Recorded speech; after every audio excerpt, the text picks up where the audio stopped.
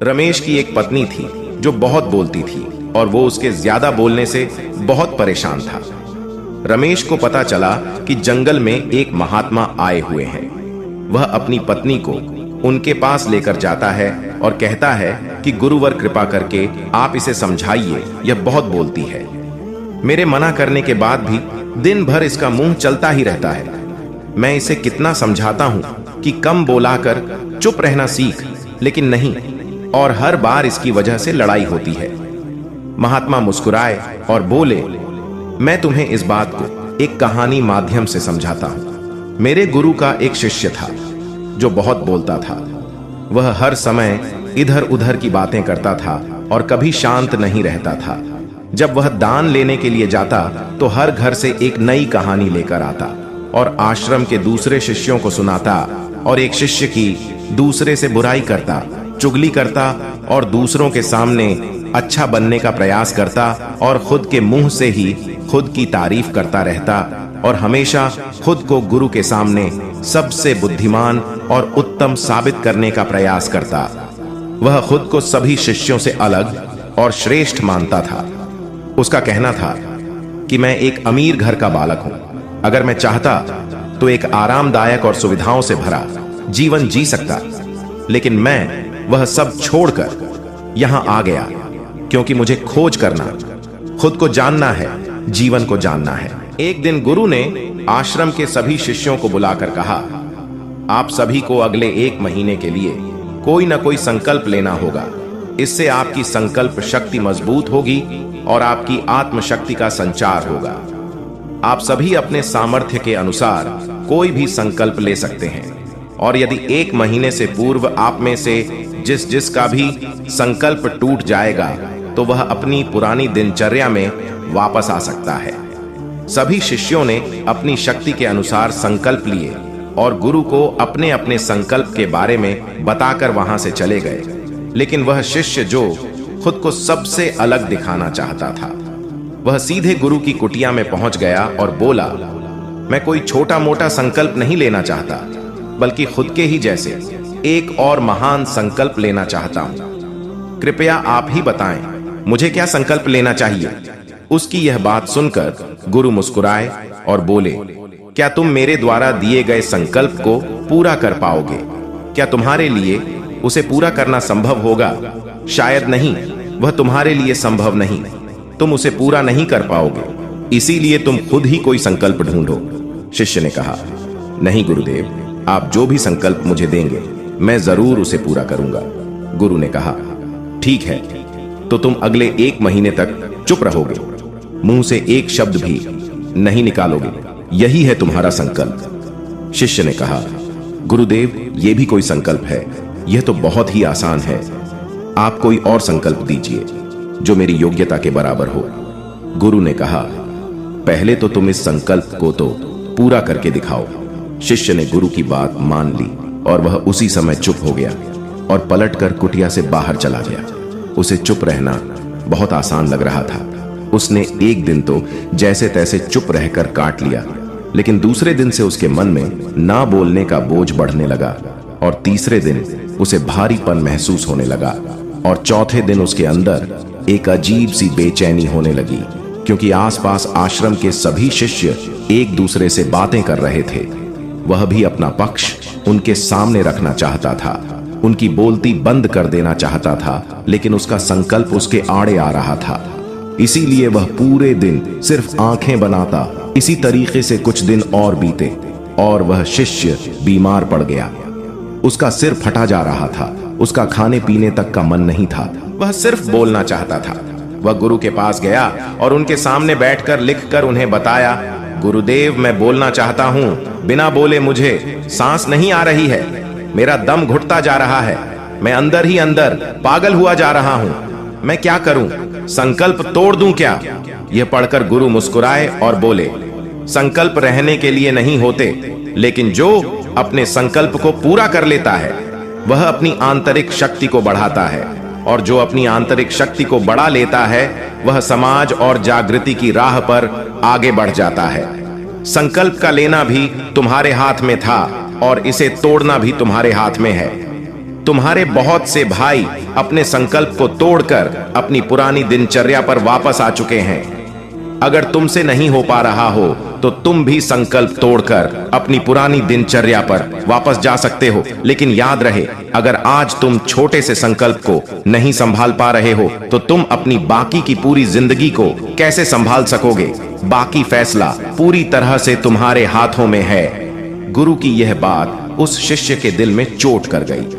वो बिना कुछ बोले वहां से वापस चला गया और खुद को अपनी कुटिया में बंद कर लिया। वो केवल अपने जरूरी कामों के लिए ही कुटिया से बाहर निकलता, बाकी सारे समय कुटिया के अंदर ही बैठा रहता। दिन बीत चुके थे और आश्रम के लगभग सभी शिष्यों का संकल्प तक टूट चुका था, लेकिन उसका संकल्प अभी भी जारी था। संकल्प लेने के बाद से अब तक उसने एक शब्द भी नहीं बोला। सारा आश्रम हैरान था कि इतना बोलने वाला इंसान चुप कैसे हो गया।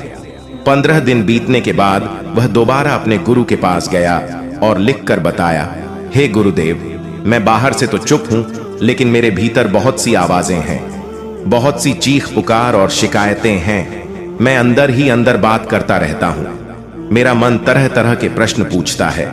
मैं बाहर से जितना मोर, भीतर से उतने ही शोर शराबे से भरा हुआ हूं। क्या इस तरह से मेरा संकल्प अभी भी है? गुरु ने कहा, तुम्हारा संकल्प अभी भी जारी है, लेकिन जब तक लोगों की ये आवाजें तुम्हारे कानों में रहेंगी, तुम्हारा मन बोलता रहेगा, क्योंकि इसे तो आदत है। तुम भले ही बाहर से चुप रहो, लेकिन तुम अंदर ही अंदर बोलते रहोगे। तुम्हें इन बातों से, इन आवाजों से दूर जाना चाहिए। शिष्य गुरु को प्रणाम कर वहां से चला जाता है और सुबह होते ही अपनी कुटिया छोड़ जंगल की तरफ चला जाता है। कई दिन बीत जाते हैं, संकल्प का समय भी पूरा हो जाता है, लेकिन शिष्य लौट कर नहीं आया। आश्रम में सभी को डर था कि कहीं जंगली जानवर ने उसे खाना लिया हो। इस बीच उसे ढूंढने की बहुत कोशिश की गई, लेकिन वह कहीं नहीं मिला। गुरु भाइयों ने मान लिया था कि जंगली जानवरों ने उसे अपना शिकार बना लिया है, लेकिन गुरु को ऐसा नहीं लगता था। एक दिन आश्रम का एक अन्य शिष्य गुरु के पास आया और बोला, गुरुदेव, हमारे उस अधिक बोलने वाले भाई के साथ क्या हुआ होगा? क्या जानवर ने उसे मार दिया होगा? गुरु ने कहा, हो सकता है कि जानवरों ने उसे अपना शिकार बना लिया हो, लेकिन उसके न लौटने की एक दूसरी वजह भी हो सकती है। शायद उसे वह मिल गया है जिसके लिए वह गया था। फिर शिष्य ने पूछा, गुरुदेव, क्या ज्यादा बोलना इतना हानिकारक होता है? गुरु ने कहा, इंसान के जीवन के बहुत सारे दुखों में से एक दुख यह भी है कि वह कभी चुप नहीं रह सकता, हमेशा कुछ न कुछ बोलता ही रहता है। सिर्फ हमारे बोलने के कारण हमारे आधे से ज्यादा दुख पैदा होते हैं। हम में से कोई भी चुप नहीं रहना चाहता। हम बस सामने वाले को सुना देना चाहते हैं। जो भी हमारे मन में है सब निकालकर उसके मन में बैठा देना चाहते हैं। उसे समझा देना चाहते हैं कि देख, तू गलत है और मैं सही।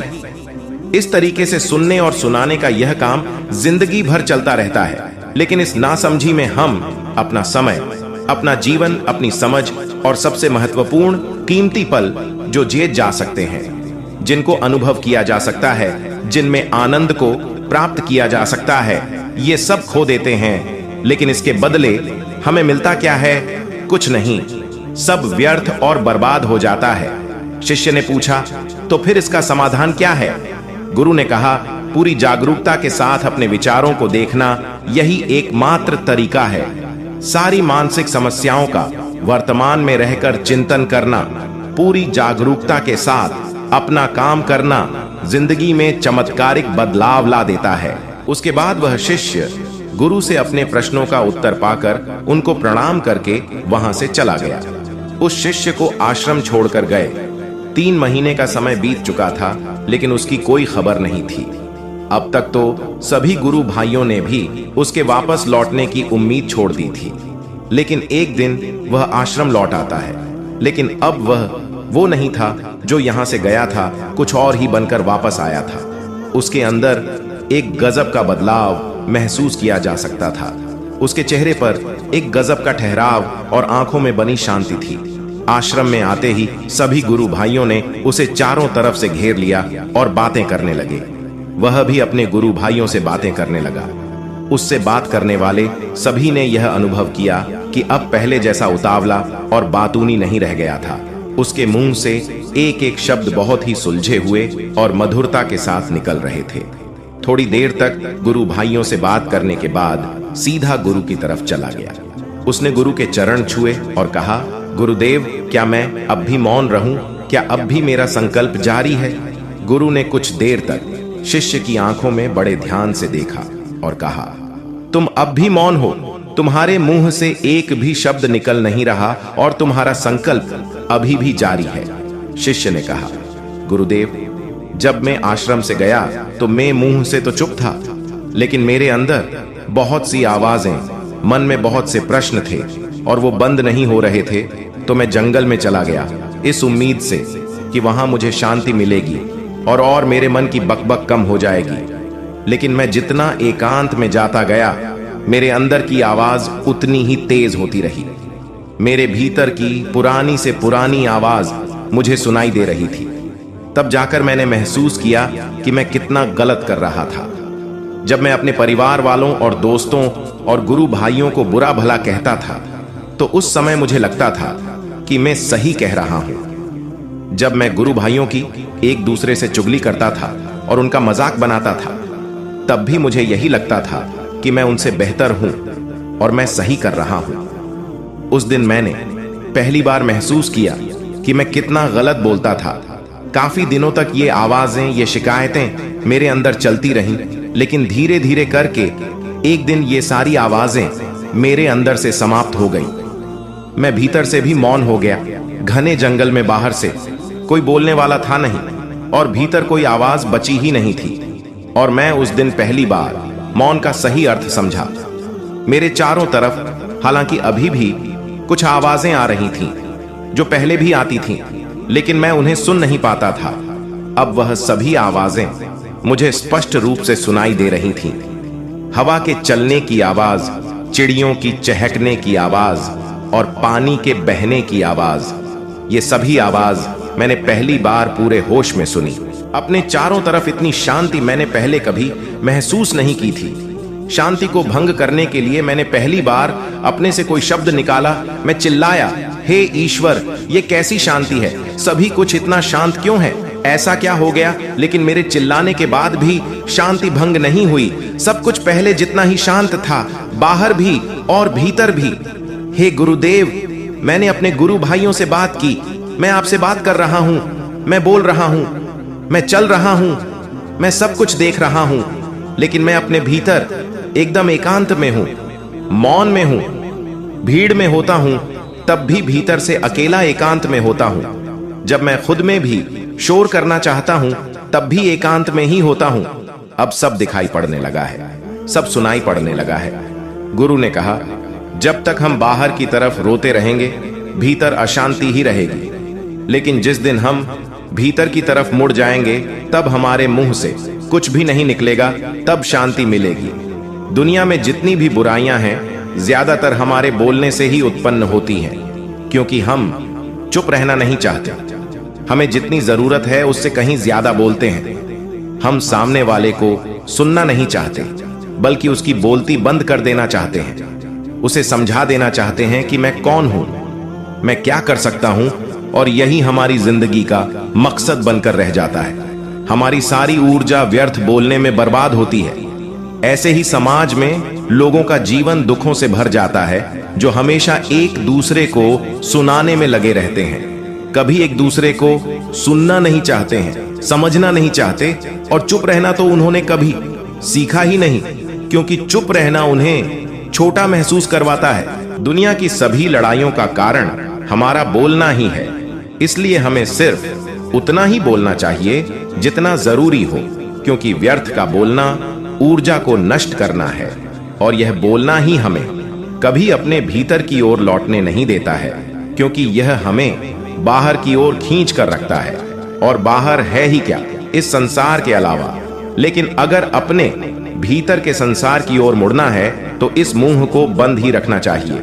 इसीलिए जितने भी बुद्ध हुए, आत्मज्ञानी हुए, वह सभी एकांत की ओर भागे, ताकि उन्हें ज्यादा न बोलना पड़े।